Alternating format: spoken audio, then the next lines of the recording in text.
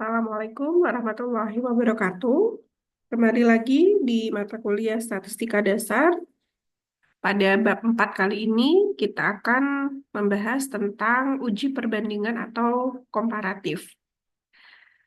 Seperti yang sudah kita diskusikan pada bab 3 kemarin, kita membahas suatu kasus tentang bagaimana seorang peneliti ingin mengetahui pengaruh dari pemberian dosis ekstrak kayu secang ya terhadap hepatoprotektor yang dilihat dengan parameter nilai SGOT. Ya.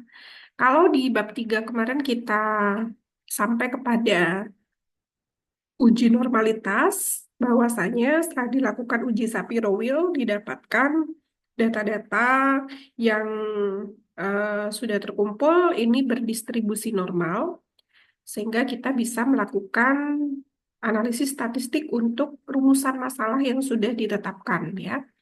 Bahwa pada saat itu kita mendapatkan atau memiliki 3 rumusan masalah. Yang pertama kita ingin mengetahui uji beda atau uji perbandingan ini, apakah dengan pemberian dosis yang berbeda-beda itu apa namanya berpengaruh ya terhadap kadar SGOT. Kita akan melakukan uji perbedaan antar perlakuan. Ya, kemudian rumusan masalah yang kedua yaitu ada pengaruh atau tidak, dan uji yang ketiga, rumusan masalah yang ketiga adalah korelasi atau tidak. Nah, pada bab 4 ini kita akan mencoba untuk membahas tentang uji beda atau uji perbandingan atau uji komparatif ya. Yang mana pada kasus yang kemarin yaitu pengujian ekstrak kayu secang di SGUT itu akan menjadi salah satu bagian ya dari uji komparatif atau uji perbandingan ini. Nah, terlebih dahulu kita akan mempelajari apa itu uji perbandingan atau uji komparatif. Jadi uji perbandingan atau uji komparatif ini adalah proses pengujian hipotesis yang dilakukan dengan membandingkan parameter populasi dan ukuran sampel. Uji ini bertujuan untuk menguji kemampuan generalisasi atau signifikansi hasil penelitian, apakah ada perbedaan atau tidak. Nah, dalam uji komparatif ini dibedakan antara uji hipotesis atau uji komparatif untuk data-data parametrik dan data non-parametrik, gitu ya. Nah, untuk data parametrik ini untuk data-data yang berdistribusi normal, non-parametrik yang tidak normal. Sedangkan untuk data yang dimasukkan di dalam kualifikasi data kualitatif adalah data nominal dan ordinal. Untuk data kuantitatif adalah data interval dan rasio. Uji beda ada beberapa jenis ya. Ada yang 2 variabel membandingkan 2 variabel, minimal ya, minimal 2 variabel atau lebih gitu. Ya, untuk yang uji beda 2 variabel, ada yang berpasangan, ada yang tidak berpasangan. Nah, kalau yang berpasangan, misalnya untuk penelitian pretest dan posttest, ya kita ingin mengetahui data sebelum dan sesudah diberikan perlakuan. Contohnya, misalkan ini, apakah ada perbedaan berat badan antara sebelum dan sesudah program diet? Atau apakah ada perbedaan tingkat pengetahuan pengkodean penyakit antara sebelum dan sesudah dilakukan pelatihan? Atau ketetapan perawatan memasang infus sebelum dan sesudah mengikuti pelatihan? Kemudian data uji beda 2 variabel juga untuk data yang tidak berpasangan ya. Jadi yang tidak berpasangan ini bukan pretest dan posttest, tetapi membandingkan 2 variabel yang berbeda. Misalkan, apakah ada perbedaan rata-rata gaji pegawai rekam medis di Jakarta atau di luar Jakarta? Misalkan, di Bandung begitu. Yang kedua, apakah terdapat perbedaan rata-rata skor ansietas antara kelompok ibu yang proses melahirkannya didampingi suami dengan proses melahirkannya tidak didampingi suami? Jadi itu yang tidak berpasangan ya. Jadi kalau berpasangan itu satu hal yang dibedakan sebelum dan sesudah. Kalau yang tidak berpasangan itu berbeda. Nah, untuk data yang dua variabel tidak independen atau tidak berpasangan itu bisa varian sama, misalkan tentang gaji gitu ya, atau varian berbeda. Mau membandingkan gaji dengan yang lain, misalkan seperti itu. Kemudian contoh kasus nih, misalkan kasus uji beda dua variabel yang berpasangan ya, sebelum dan sesudah. Nah, ini ada seorang peneliti ingin mengetahui apakah ada perbedaan waktu dalam memasukkan berkas pasien pada pegawai rekam medis sebelum dan sesudah dilakukan penelitian, pelatihan ya. Jadi perlakuannya adalah pelatihan gitu. Akan dilihat pre-tes dan post-tesnya. Nah, di sini ada 10 petugas rekam medis yang diberikan di uji atau apa di observasi. Sebelumnya, sebelum pelatihan, dicek dulu berapa lama waktu mereka untuk mengerjakan berkas pasien, gitu ya, dalam hitungan menit, gitu. Misalkan itu hitungan waktu ya. Si A dari 9 menit menjadi 5 menit, si B 5 menit menjadi tetap 5 menit, si C 7 menit jadi 6 menit, dan seterusnya. Nah, kemudian kita akan uji secara statistik apakah ada perbedaan waktu pelatihan sebelum dan sesudah dilakukan pelatihan, waktu pengerjaan dokumen rekam medis ya, sebelum dan sesudah dilakukan pelatihan. Nah, sebelum kita melakukan uji statistik, kita perlu menyusun dulu rumusan hipotesisnya. Tentu ada H0 dan H1 atau HA ya. Kalau H0, rumusan masalahnya adalah, rumusan hipotesisnya adalah tidak ada perbedaan waktu input data antara sebelum dan sesudah pelatihan. Sedangkan yang hipotesis H1 atau H alternatif adalah ada perbedaan waktu input data antara sebelum dan sesudah pelatihan. Nah, ini kita akan uji dengan statistik ya. Uji yang dilakukan ya ini karena kategorinya adalah dua variabel yang berpasangan, kita bisa menggunakan analisis uji T berpasangan, gitu ya. Nah, seperti pada tabel di sini, itu ya. Kalau yang berpasangan dua kelompok, ini bisa menggunakan uji T berpasangan. Nah, caranya adalah kita kembali lagi ke aplikasi SPSS, ya. Kemudian kita masukkan di sini variabel-variabelnya. Antara lain ada nama petugas, kemudian lama waktu sebelum apa namanya pelatihan atau kita sebut dengan pretest, lalu lama waktu pengerjaan dokumen rekam medis setelah dilakukan pelatihan atau post-test.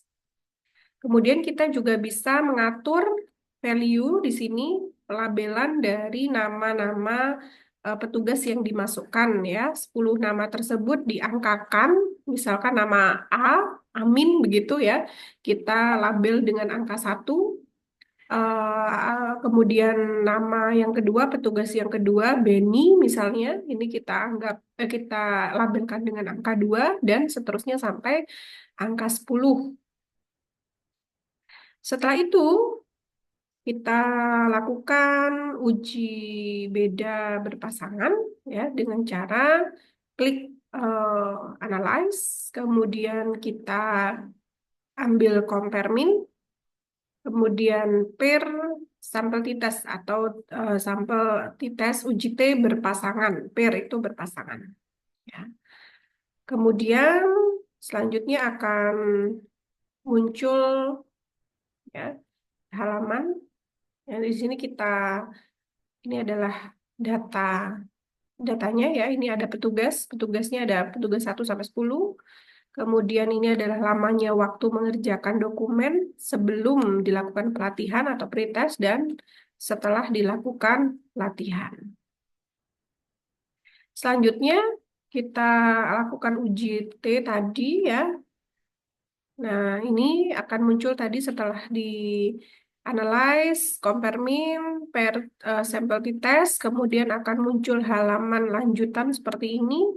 Kita bisa masukkan variabel satu ini dengan pretest ya, kemudian variabel 2 di post-test.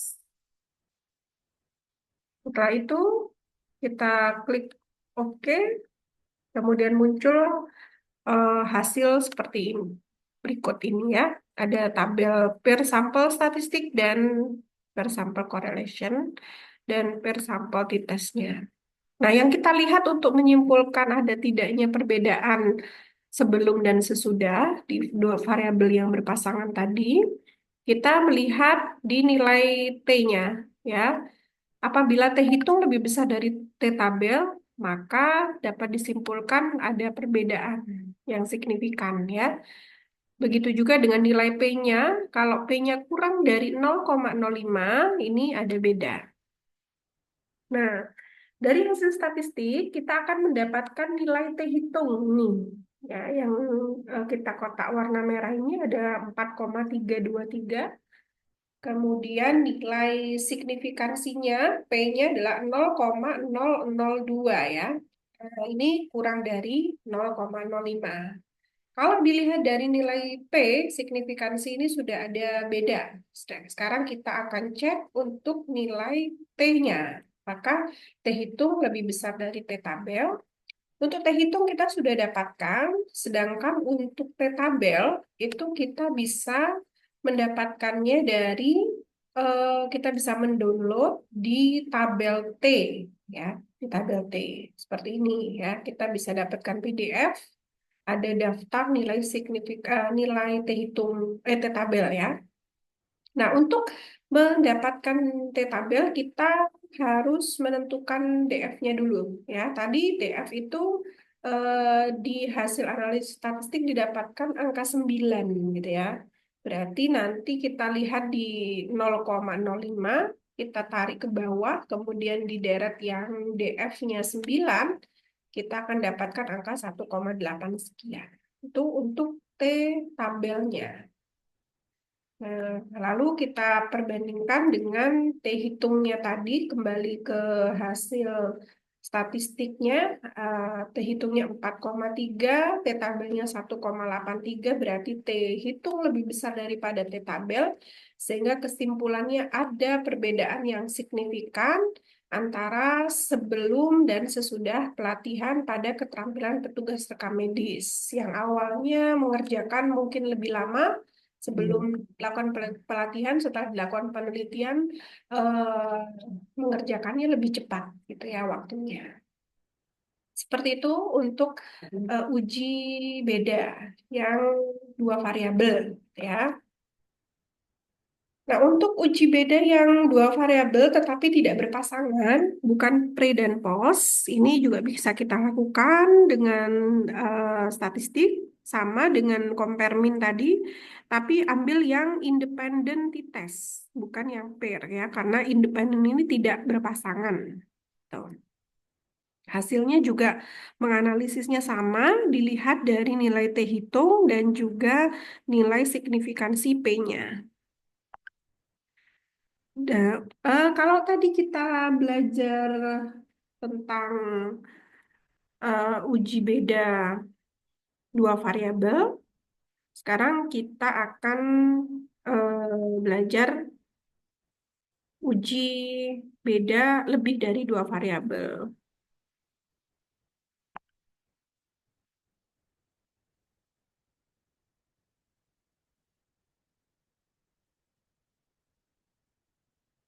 Untuk uji beda lebih dari dua variabel, kita bisa menggunakan analisis parametrik dan non parametrik gitu ya.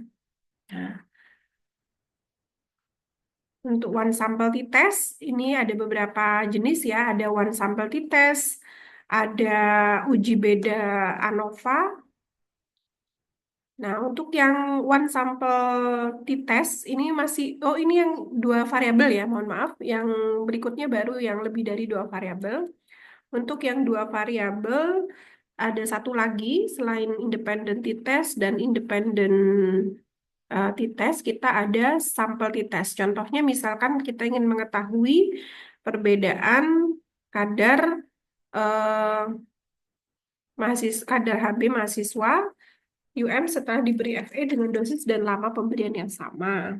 Ya, kita dituliskan mahasiswinya, lalu kita tuliskan kadar Hb 10 mahasiswi tersebut, kemudian kita lakukan uji one sample t-test. Jadi untuk melihat perbedaan antar kadar Hb pada beberapa mahasiswa.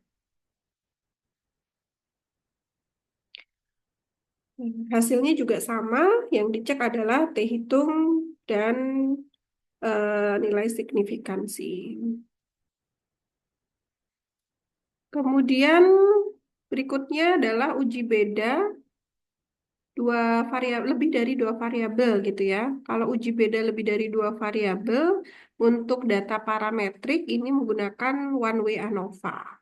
Nah, misalnya ini kita pakai contoh pada kasus atau pada penelitian eh, kayu secang ya, dosis kayu secang terhadap SGOT untuk perlindungan fungsi hati atau hepatoprotektor.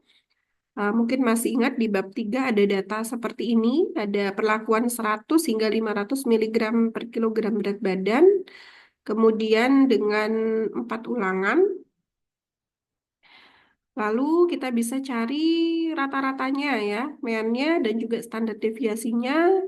Kita bisa sajikan ke dalam bentuk diagram batang seperti ini ya untuk untuk yang bisa kita masukkan adalah rata-ratanya karena kalau datanya kan banyak ya, jadi kita ambil rata-ratanya di sini. Misalkan rata-rata SGUT untuk dosis 100 itu adalah 37 unit per liter dengan standar deviasinya yang digambarkan di sini pada yang saya lingkari ya, ini menunjukkan ukuran standar deviasi yang sudah dihitung pada tabel sebelumnya, pada slide sebelumnya.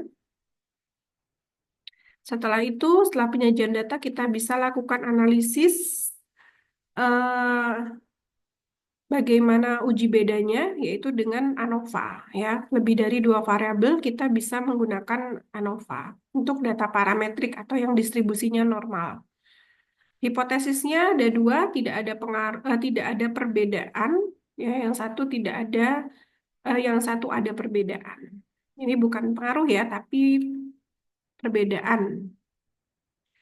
Kemudian untuk analisisnya, untuk analisis statistik ANOVA, kita buka SPSS ya, kemudian kita masukkan di sini dosis dan kadar SGOT-nya.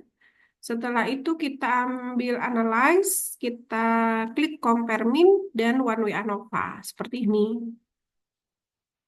Nah, setelah itu kita akan dapatkan hasil dan kita juga perlu memasukkan uji lanjut. Ada beberapa jenis uji lanjut dari uji beda. Uji lanjut ini untuk melihat lebih detail lagi perbedaan antar dosis ya. Apakah dosis 100 berbeda signifikan dengan dosis 200 atau 100 dengan 500 berbeda ya. Ada banyak macam uji beda. Ada uji BNT atau LSD, ada uji Tuke, ada uji Duncan, SNK, dan seterusnya. Untuk uji beda nyata terkecil atau BNT, ini digunakan untuk membandingkan dua nilai rata-rata atau pasangan rata-rata secara berencana. Uji BNT cocok digunakan untuk perlakuan tidak lebih dari 3. Sedangkan yang lebih dari 3 bisa menggunakan uji Tuke. Uji Duncan, ini uji lanjut yang dapat digunakan untuk menguji perbedaan rata-rata perlakuan. Uji SNK digunakan untuk uji lanjut yang menguji perbedaan rata-rata perlakuan ya, dan seterusnya. Nah, setelah kita klik ANOVA, ya akan muncul jendela seperti ini. Kita masukkan dosis di faktor dan kadar SGOT di dependent list ya, atau yang dipengaruhi itu kadar SGOT. Kita bisa klik jenis uji lanjutnya, kita pilih uji Tukey, signifikansinya 0,05. Nah, untuk membaca data, kita bisa melihat nilai F dan nilai signifikansinya atau nilai P-nya. Jika F hitung lebih besar dari F tabel, maka disebut ada perbedaan yang signifikan antar variabel-variabel yang ada. Nah, kemudian untuk mendapatkan nilai F, kita bisa download tabel F, ya. Kemudian untuk cara membacanya, kita pakai rumus untuk mengambil DF1 dan DF2. DF1 dilihat dari K-1. K itu adalah jumlah variabel bebas. Jumlah variabel bebasnya ada 6. Kemudian di- jumlah variabel bebasnya ada 5 ditambah variabel tingkatnya 1, jadi totalnya 6.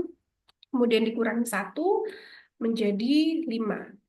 Sedangkan untuk DF2 atau N2 itu adalah jumlah total sampel, yaitu 20, 5 kali 4, dikurangi dengan 5, jadi totalnya 15. DF1 5, DF2 15.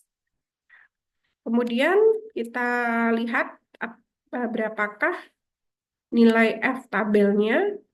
Jadi di DF1 kita beli di sini 5, kemudian DF 5, DF2 adalah 15, jadi nilai F tabelnya adalah 2,90.